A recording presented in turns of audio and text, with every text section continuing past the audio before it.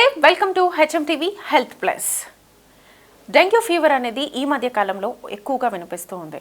Dengue fever అంటే ఏంటి, ఇది ఎందుకు వస్తుంది, డెంగ్యూ ఫీవర్ వచ్చిన తర్వాత ఎలాంటి జాగ్రత్తలు తీసుకోవాలి, వచ్చిన తర్వాత ఎప్పుడు డాక్టర్ని సంప్రదించాలి, ఈ విషయాలని మనకు తెలియజేయడానికి మనతో పాటు ప్రముఖ పీడియాట్రిషియన్ డాక్టర్ సతీష్ గంట గారు ఉన్నారు. వారిని అడిగి డీటెయిల్గా తెలుసుకుందాం.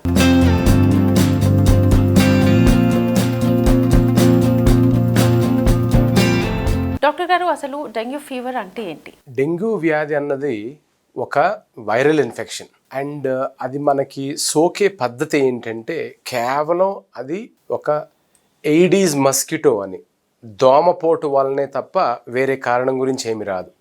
కేవలం దోమపోటు వల్లనే వస్తుంది. సో డెంగ్యూ జ్వరం అన్నది కేవలం దోమపోటు వల్లనే వస్తుంది. డెంగ్యూ ఫీవర్ లక్షణాలు ఎలా ఉంటాయి? మనం డెంగ్యూ వ్యాధి గురించి మనం లక్షణాల గురించి మాట్లాడుకున్నట్టయితే మెయిన్గా మైల్డ్ డెంగ్యూ ఉంటుంది, at the same time severe dengue ఉంటుంది. అంటే చిన్నగా పెద్ద సిమ్టమ్స్ లేకుండా వచ్చేది, అంటే ఒక చిన్న జలుబులాగా, లేకపోతే ఒక ఫ్లూ లైక్ సిమ్టమ్స్ అంటాం. ఫ్లూ లైక్ సిమ్టమ్స్తో పాటు జ్వరం, కొంచెం బాడీ పెయిన్స్ వచ్చి యూజువల్గా 2-3 రోజుల్లో తగ్గిపోతుంది.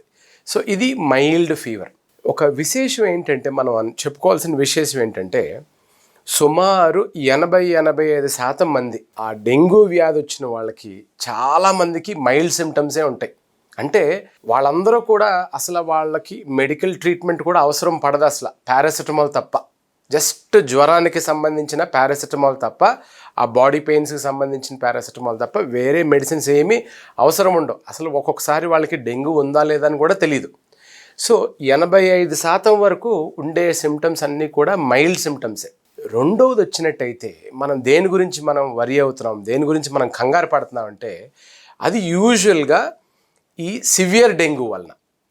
ఈ సివియర్ డెంగ్యూ ఉండే దానివల్ల వచ్చినటువంటి ఇబ్బందులు ఏంటంటే దానికి చాలాటువంటి లక్షణాలు ఉంటాయి. అది మరీ తీవ్రత దాలిస్తే అది డెంగ్యూ హెమరాజిక్ ఫీవర్ అంటాం, డెంగ్యూ షాక్ సిండ్రోమ్ అని కూడా అంటాం.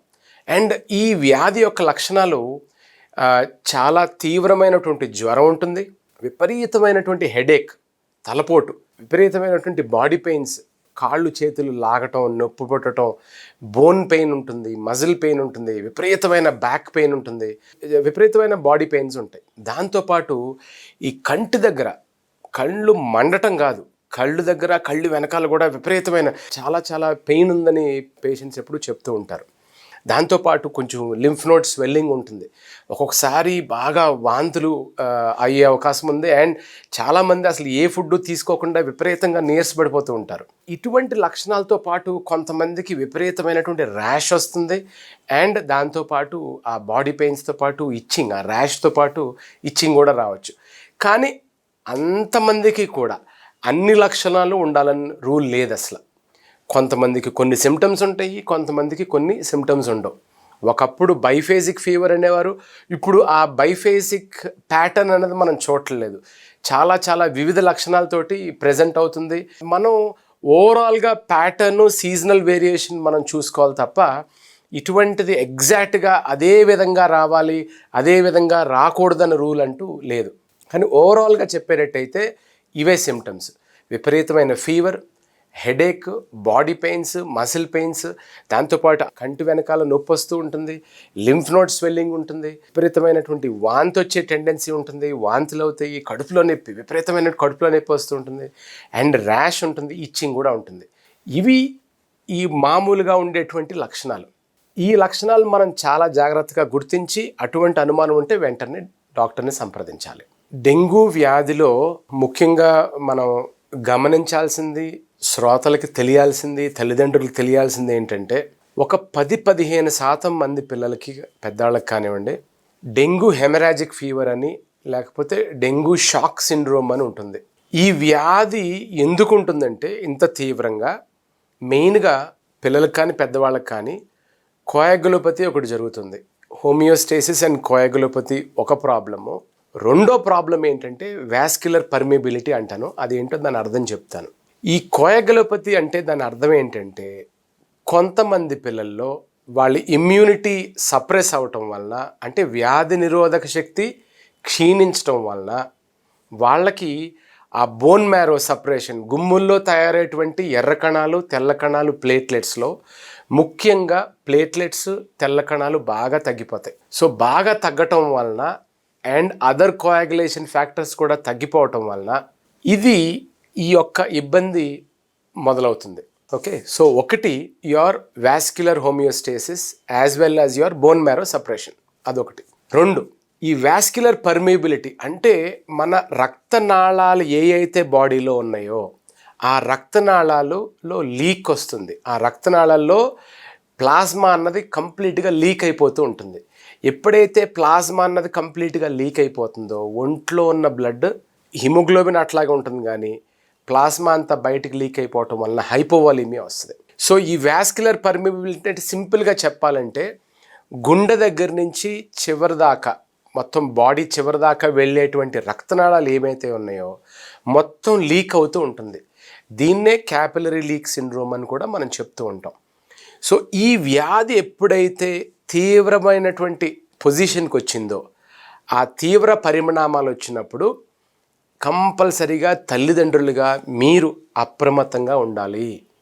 సో నేను ఇందాక చెప్పినట్టు 80-85% మందికి ఏమీ అవ్వదు. వాళ్ళకి కేవలం పారాసెటమాల్ ఇవ్వటం, మంచిగా హైడ్రేట్ చేయటం, ఇంట్లో ఉంచితే సరిపోతుంది. కానీ తల్లిదండ్రులుగా మీరెప్పుడు గమనించాలి, ఎప్పుడు సీరియస్ అవుతుంది అంటే ఈ డెంగ్యూ హెమరాజిక్ ఫీవరు లేకపోతే షాక్ సిండ్రోమ్లోకి వెళ్ళినప్పుడు కంపల్సరీగా తొందరపాటుగా మీరు గమనించాల్సినటువంటి లక్షణాలు ఉన్నాయి. ఆ తొందరపాటుగా గమనించాల్సినటువంటి లక్షణాలనే వార్నింగ్ సైన్స్ కానీ రెడ్ ఫ్లాగ్ సైన్స్ అని కానీ పిలుస్తూ ఉంటాం. ఈ రెడ్ ఫ్లాగ్ సైన్స్ అంటే ఏంటి, మనం తొందరగా గమనించాలి. చంటి పిల్లల్లో పాపం వాళ్ళు వ్యక్తపరచలేరు, చిన్నపిల్లలు వాళ్ళకి వ్యక్తపరచలేరు. పెద్దవాళ్ళు అయితే చెప్తారు, అవును నాకు విపరీతమైన బాడీ పెయిన్స్ ఉన్నాయి, నాకు విపరీతమైన తలపోటు ఉంది, ఏం తినలేకపోతా ఉన్నారు, కంటిన్యూస్గా వాంతులు అవుతూ ఉన్నాయి. ఇటువంటి లక్షణాలు ఉన్నప్పుడు దాంతోపాటు అటువంటి సివియర్ కడుపులో నొప్పి, వాళ్ళకి చాలా కడుపులో నొప్పి వచ్చి వాంతులు అవుతూ ఉంటాయి. సో ఇవన్నీ కూడా వీటితో పాటు ఎర్లీ షాక్ సైన్స్ అంటే బాడీ అంతా కూడా ఒళ్ళంతా కూడా చల్లబడిపోవటం, దాంతోపాటు తడి ముద్దలాగా అయిపోవటం, కోల్డ్ క్లామీ ఎక్స్టీరియర్స్ అని పిలుస్తూ ఉంటాం, అలా జరగటం, లేకపోతే పేల్ అయిపోవటం, ఏమి తినలేకపోవటం, ఇటువంటి లక్షణాలన్నీ కూడా వీటిని ఎర్లీ షాక్ సిమ్టమ్స్ అంటాం. అంటే వాళ్ళ నాడి చూస్తే ఫాస్ట్గా ర్యాపిడ్ థ్రెడీ పల్స్ అంటాం, అంటే ఫాస్ట్గా కొట్టుకుంటుంది కానీ గట్టిగా ఉండదన్నమాట. అందుకంటే ఒంట్లో ఉన్న నీరు శాతం బయటకు వచ్చేస్తుంది, క్యాపిలరీస్ అన్నీ లీక్ అయిపోతున్నాయి. సో ఇవి తొందరగా అప్రమత్తంగా తొందరగా గమనిస్తే మనం తొందరగా దానికి వైద్యం చేసినట్టయితే కంపల్సరీగా వాళ్ళని ఆ పిల్లల్ని మనం రక్షించవచ్చు. సో ఆ రక్షించాలంటే తల్లిదండ్రులుగా మీరు ఆ బాధ్యత తీసుకుని గుర్తించాలి, ఆ ఎర్లీ షాక్ సైన్స్ని గుర్తించాలి.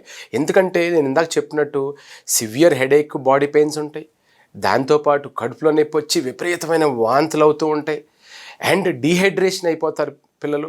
కొంతమందికి బ్లీడింగ్ అవుతుంది, ఐదర్ మోషన్లో కానీ యూరిన్లో కానీ ముక్కు నుంచి బ్లీడింగ్ రావటం. కానీ ఎక్కువ శాతం మందికి అవ్వదు అలాగా, చాలామందికి బ్లీడింగ్ అవ్వదు, కొంతమందికి అది అవుతుంటాయి. నేను ఇందాక చెప్పినట్టు అందరికీ అన్ని లక్షణాలు ఉండాలని రూల్ లేదు.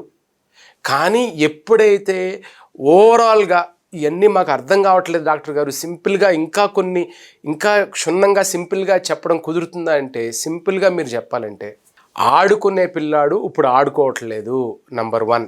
శుభ్రంగా భోంచేసి తినే పిల్లాడు కానీ పాప కానీ ఇప్పుడు తిండి తినడానికి ఇష్టపడతలేదు. అండ్ బాగా ఇరిటబుల్గా, రెస్ట్లెస్గా, నిద్రప్పుడు కూడా సొమ్మసిల్లిపోయినట్టు నిద్రపోయినట్టు ఉంటాం కానీ, లేకపోతే ఇరిటబుల్గా చిరాగ్గా పడతాం కానీ ఉంటారు. ఈ 3-4 లక్షణాలు ఉంటే వెంటనే అప్రమత్తం అయిపోయి హాస్పిటల్కి రావాలి. ఎందుకంటే ఆ లక్షణాలన్నీ ఏ జబ్బు యొక్క లక్షణాలు, ఆ డెంగ్యూ హెమరాజిక్ ఫీవర్ అదే తీవ్ర రూపం దాలిస్తే దాన్నే డెంగ్యూ షాక్ సిండ్రోమ్ అంటారు. సో ఇది కంపల్సరీగా మనం గమనించాలి. మీరు తొందరగా తీసుకొస్తే ఈజీగా ట్రీట్మెంట్ చేయడం కుదురుతుంది. అదే షాక్ ఏదైతే షాక్ సిండ్రోమ్ అని ఇందాక చెప్పానో అదే కొంచెం తీవ్రంగా అయితే, షాక్ సిండ్రోమ్ కొంచెం తీవ్రంగా అయిపోయి చివరి స్టేజ్ వరకు వెళ్తే అప్పుడు ఒక్కొక్కసారి చాలా చాలా సీరియస్ అవుతూ ఉంటుంది.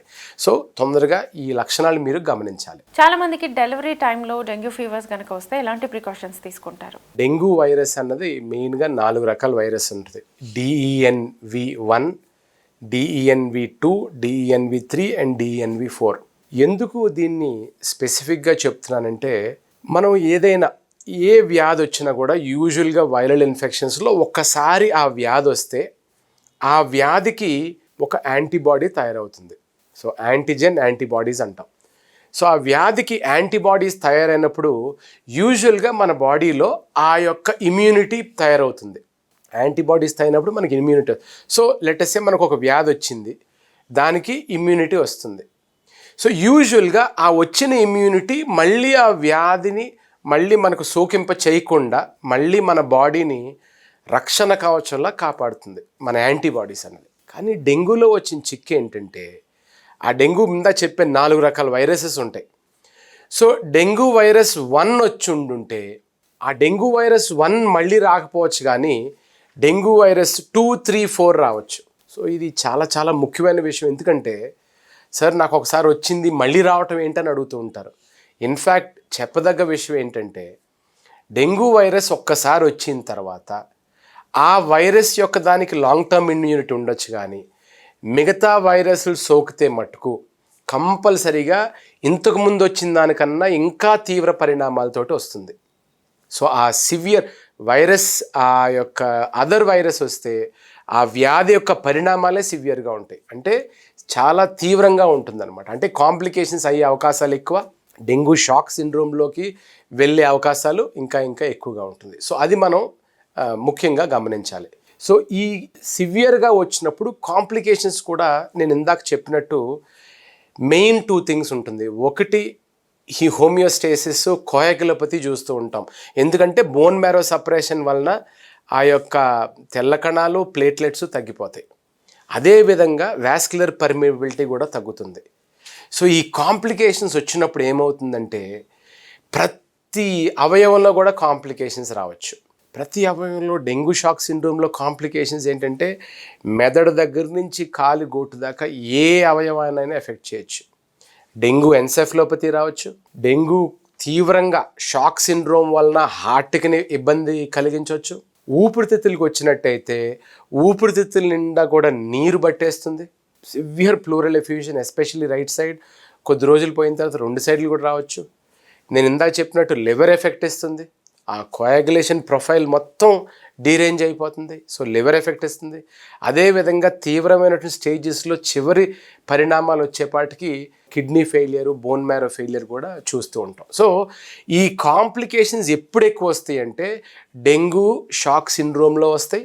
అట్ ద సేమ్ టైం నేను ఇందాక చెప్పినటువంటి vascular permeability as well as coagulopathy complications వలన అన్ని అవయవాలకి కూడా ఎఫెక్ట్ ఇచ్చే అవకాశం ఉంది. ఇక్కడ ముఖ్యంగా గమనించాల్సింది గర్భవతి ప్రెగ్నెన్సీలో కూడా, ప్రెగ్నెన్సీలో తల్లికి ఎఫెక్ట్ ఇవ్వటమే కాకుండా డెలివరీ టైంలో బేబీకి కూడా స్ప్రెడ్ అయ్యే అవకాశం ఉంది. అది నెంబర్ 1.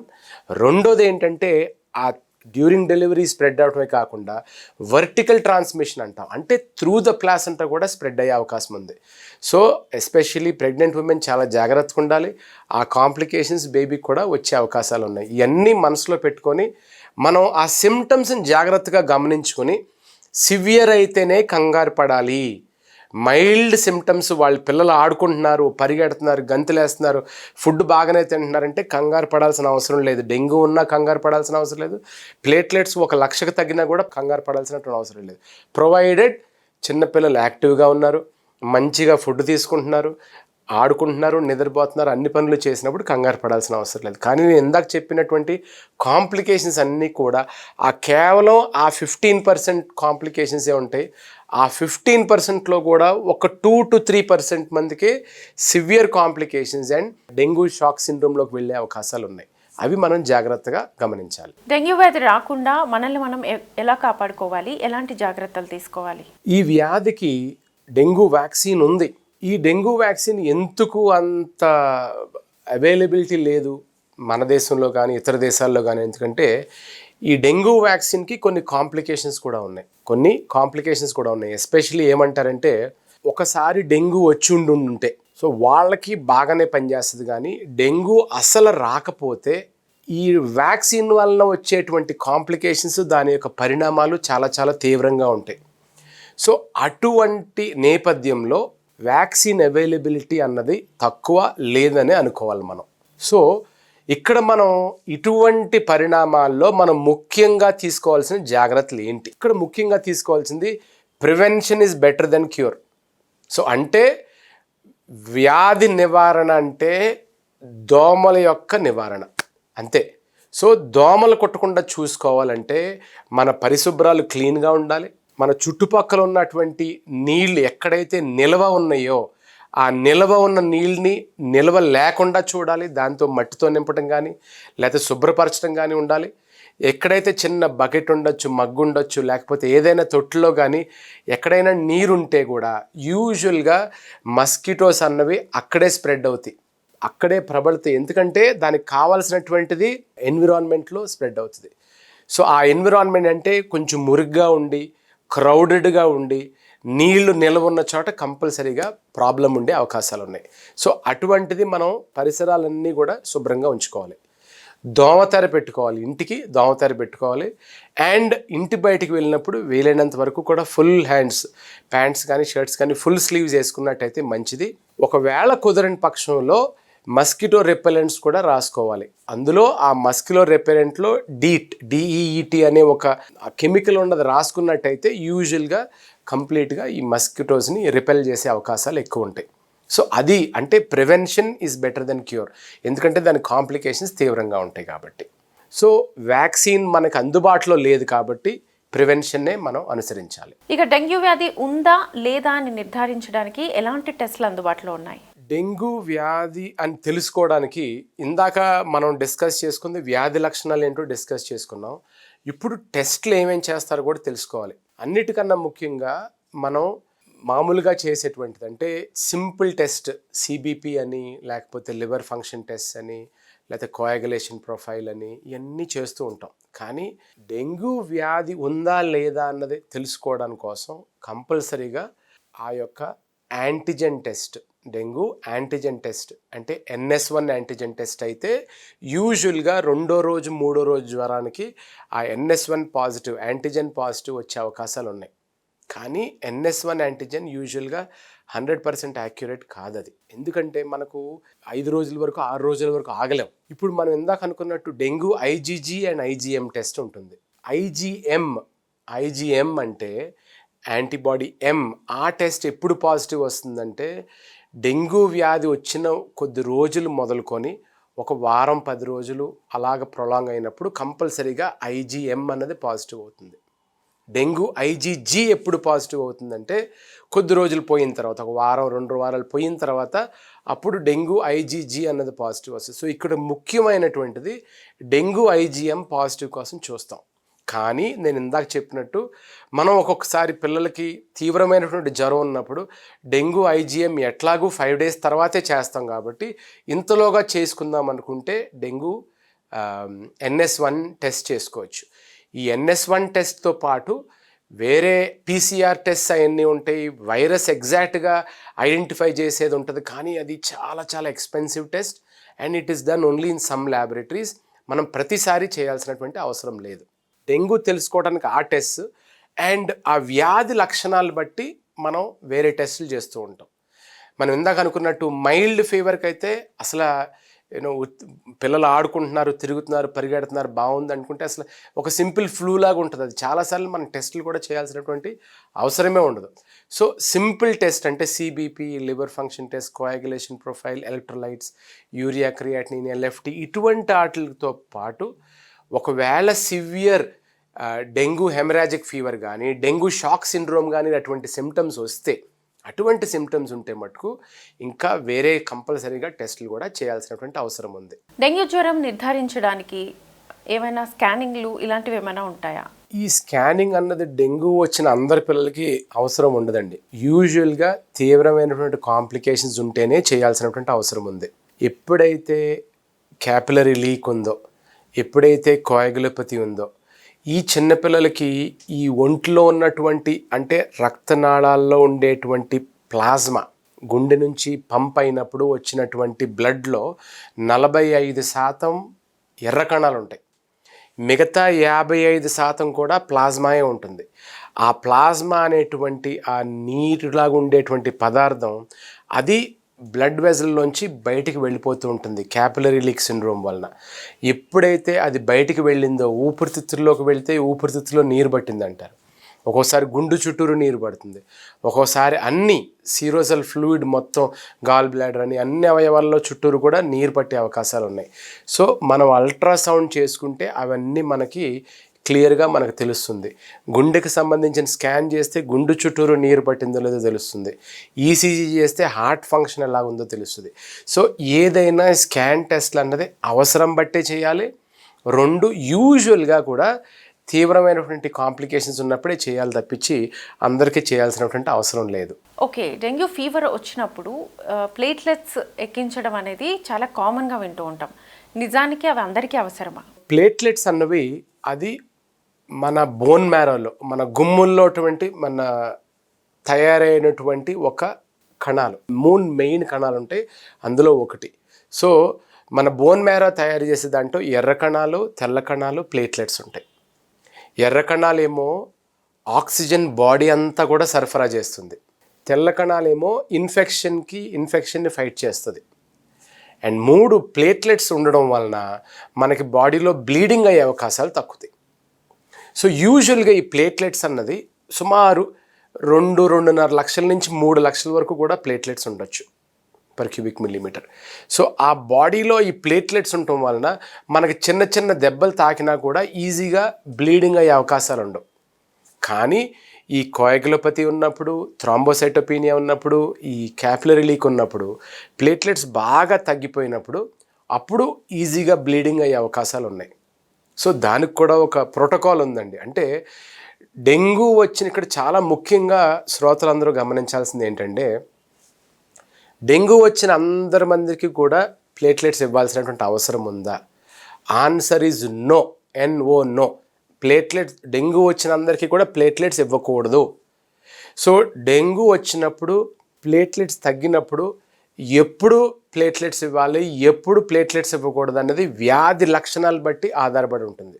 సో అంటే డెంగ్యూ హెమరాజిక్ ఫీవర్ అనే షాక్ సిండ్రోమ్ వచ్చినప్పుడు ప్లేట్లెట్స్ తీవ్రంగా తగ్గటం ఒక ఎత్తు అయితే, ముఖ్యంగా హీమోడైనమిక్ ఇన్స్టెబిలిటీ కూడా చూసుకుంటాం. అంటే బ్లీడింగ్ అవుతుంది.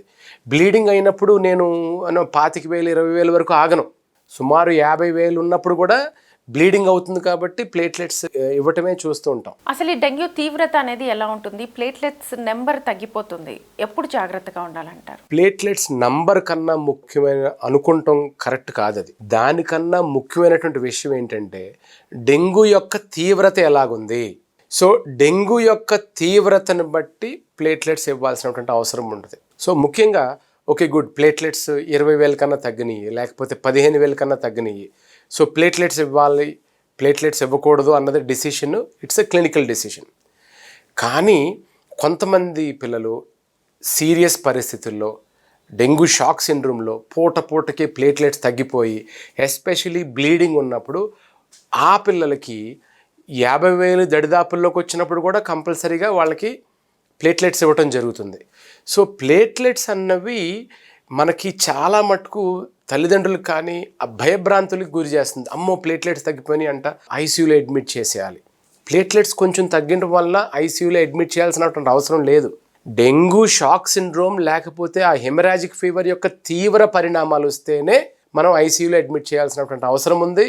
అవసరం ఉంటేనే ప్లేట్లెట్స్ ఇవ్వాల్సినటువంటి అవసరం ఉంది. అంతే తప్పించి డెంగ్యూ వచ్చిన అందరికీ ఇవ్వాల్సినటువంటి అవసరం లేదు.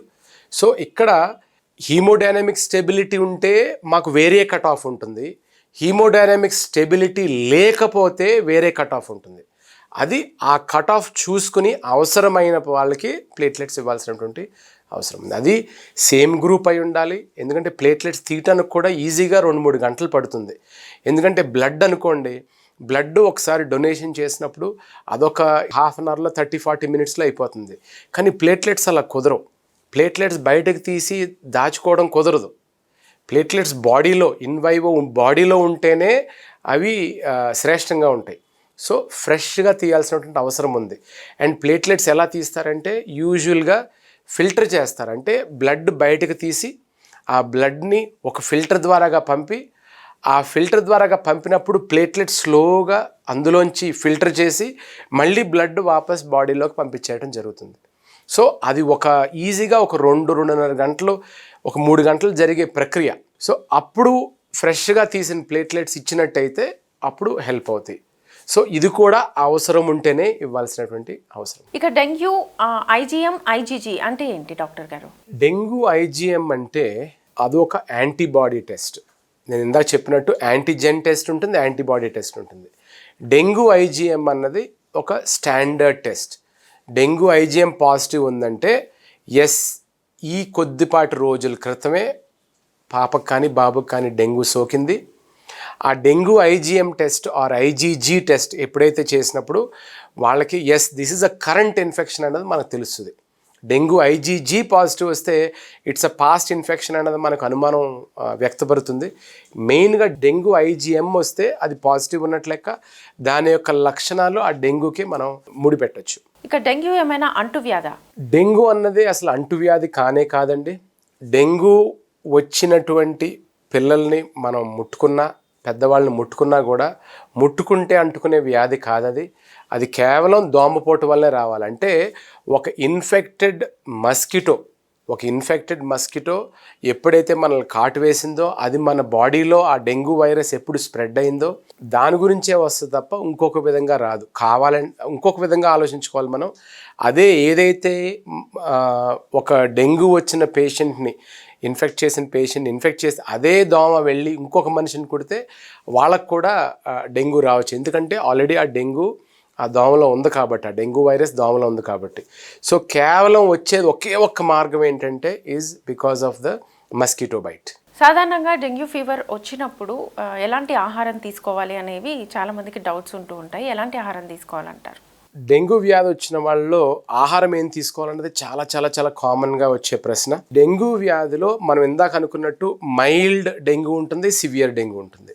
సో మైల్డ్ డెంగ్యూ వచ్చినప్పుడు కంపల్సరీగా ఆహారం అన్నది చాలా చాలా ముఖ్యం. నేను ఇందాక చెప్పినట్టు పిల్లలు బాగా ఆడుకోవాలి, బాగా తినాలి, వాళ్ళ నిద్ర కూడా బాగుండాలి, రెస్ట్లెస్ ఉండకూడదు. ఈ సిమ్టమ్స్ డెంగ్యూ వ్యాధి వచ్చినా కూడా ఇవన్నీ ఆడుకుంటున్నారు, తింటున్నారంటే మనం కంగారు పడాల్సినటువంటి అవసరం లేదు. అటువంటి పిల్లల్లో మెయిన్గా ముఖ్యంగా మనం ఫ్రూట్స్ ఎక్కువ ఇవ్వాలి.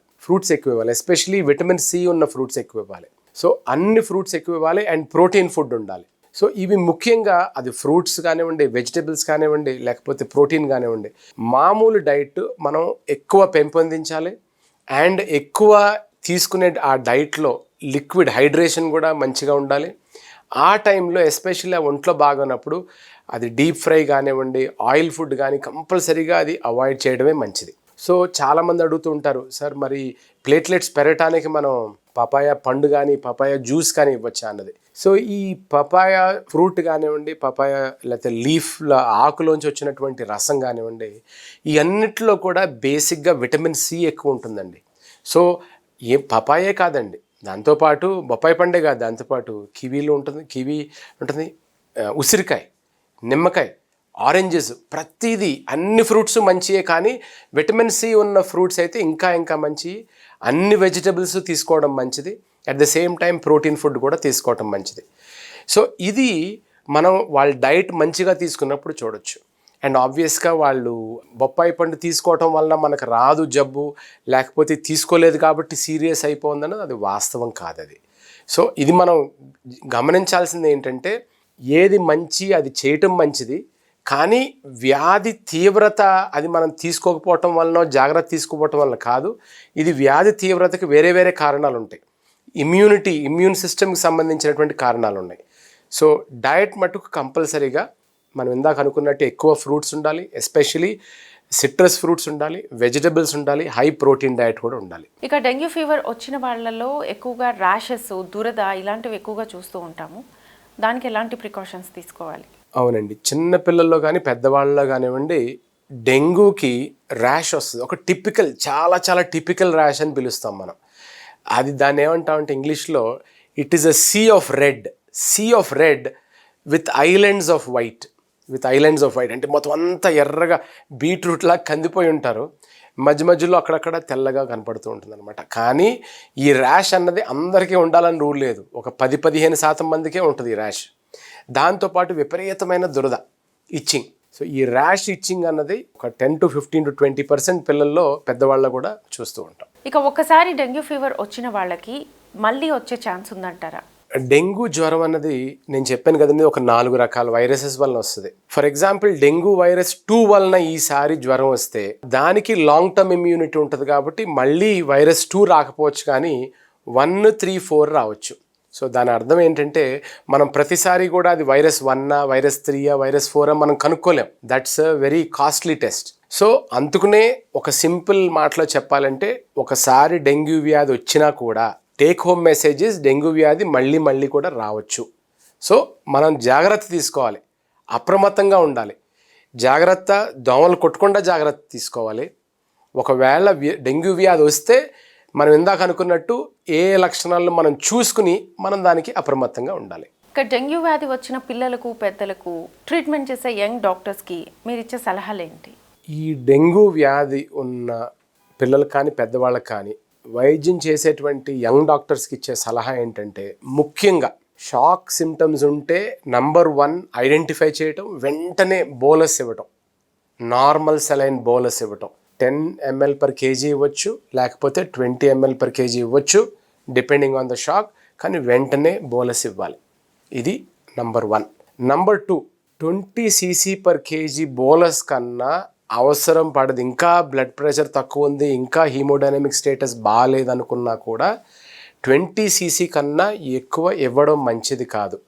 మనం కంపల్సరీగా ఒక 2 ఎక్కువ తీసుకుని ఇన్ఫీరియర్ వెనా కేవా పొజిషన్ చూసుకుని, అది ఇంకా ఫ్లూయిడ్ ఓవర్లోడ్ ఉందా లేకుంటే ఐవిసి ఇంకా గ్యాప్ ఉందా చూసుకునే ఇవ్వాలి తప్ప ఊరుకునే ఇవ్వాల్సినటువంటి అవసరం లేదు. అంటే ఎప్పుడైతే 20 cc per kg ఇచ్చినామో, ఇచ్చిన తర్వాత అవసరమైతే ఐనోట్రోప్స్ వాడాలి షాక్ ట్రీట్మెంట్ కోసం. ఎడ్రినలిన్ ఇన్ఫ్యూషన్ కానీ, నార్ ఎడ్రినలిన్ ఇన్ఫ్యూషన్ కానీ, అంటే ఐనోట్రోప్స్ ఇవ్వాలి బీపీ పెంచడానికి, పర్ఫ్యూజన్ పెంచడానికి. 3వ ముఖ్యమైనటువంటి విషయం ఏంటంటే, ప్లేట్లెట్స్ అందరికీ ఇవ్వాల్సినటువంటి అవసరం లేదు. సివియర్ షాక్ సిండ్రోమ్లో కూడా బ్లీడింగ్ మేనిఫెస్టేషన్స్ ఉంటేనే 50-60,000 ఉన్నా కూడా ప్లేట్లెట్స్ ఇవ్వాలి. లేకుంటే షాక్ సిండ్రోమ్లో అరౌండ్ 20-25,000 కన్నా తగ్గుముఖం పట్టి ఆ యొక్క ట్రెండ్, డౌన్వర్డ్ ట్రెండ్ ఉంటేనే ప్లేట్లెట్స్ ఇవ్వాలి. లేకుంటే అందరికీ ప్లేట్లెట్స్ ఇవ్వాల్సినటువంటి అవసరం లేదు. ఇక్కడ ముఖ్యంగా ఫ్లూయిడ్ ఓవర్లోడ్ జరగకూడదు. లాస్ట్ పాయింట్ ఏంటంటే, ఫ్లూయిడ్ ఓవర్లోడ్ జరగకుండా చూడాలి. ఫ్లూయిడ్ ఓవర్లోడ్ జరగకుండా ఉండాలి అంటే మనం నంబర్ 1 షాక్ స్టేటస్ని జాగ్రత్తగా గమనించాలి. నంబర్ 2 బీపీ అది రెగ్యులర్గా చూస్తూ ఉండాలి. నంబర్ 3 ఒక అల్ట్రాసౌండ్ చూసుకుని ఇన్ఫీరియర్ వెనా కేవా చూసుకుంటూ ఫ్లూయిడ్స్ ఇవ్వాలి. అంటే ఎంటీగా ఉంటే ఫ్లూయిడ్ ఇవ్వాలి తప్ప ఫుల్గా ఉంటే ఎక్స్ట్రా ఫ్లూయిడ్స్ ఇవ్వకూడదు. అది చాలా కాంప్లికేషన్స్కి దారితీస్తుంది. అది చూసారు కదండి, డెంగ్యూ ఫీవర్ వస్తే ఎలాంటి జాగ్రత్తలు తీసుకోవాలో. డెంగ్యూ ఫీవర్ వచ్చినా మనము దానికి వ్యాక్సినేషన్ తీసుకోవచ్చు. ఒకవేళ సివియర్ అయితే తప్ప ముందుగా విశ్రాంతి తీసుకోవాలి డెంగ్యూ ఫీవర్ వచ్చిన తర్వాత. ఒకవేళ సివియర్ అయ్యి ఏదైనా కాంప్లికేషన్స్ వస్తేనే డాక్టర్ దగ్గరికి వెళ్ళాలి అని చెప్పి నిపుణులు చెప్తూ ఉన్నారు.